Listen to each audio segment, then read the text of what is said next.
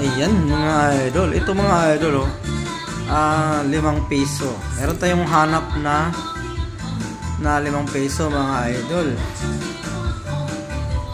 At bibili natin mga idol ng 3K isa pataas po yung 5 piso. Kaya panoorin nyo po mga idol hanggang matapos yung ating video para malaman nyo po kung ano yung 5 piso yung ating hanap mga idol.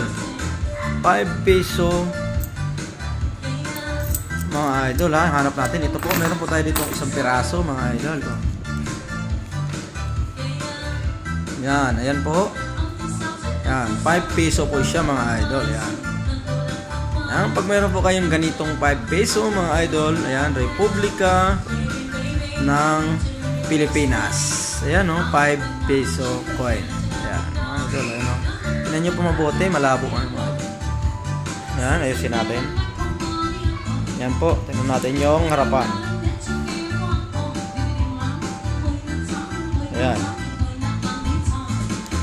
Ayan mga idol, ito mga idol, Manila 1992 mga idol. Ganitong 5 peso po, ha mga idol. Nabibili po ng 3K pataas. Ayan, depende po yan sa ganda ng coin. Ayan, oh, mga idol, 5 peso. Ganito po yung kanyang harapan. At itong kanyang likuran naman po ay ganito. Ito po. Ayan. Ayan, tingnan nyo po. Nasa 3,000 ang isang peraso mga idol. Itong mga ganito, nabibili rin po yan sa mga idol, pero yung year 2006 lang. Ayan. Yung ganyan, mga wala po yan, common.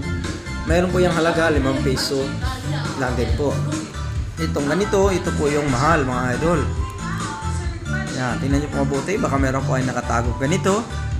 Ay napakaswerte nyo po. 3,000 ang isang peraso po mga idol. Oh, ito. Yan. 5 peso coin.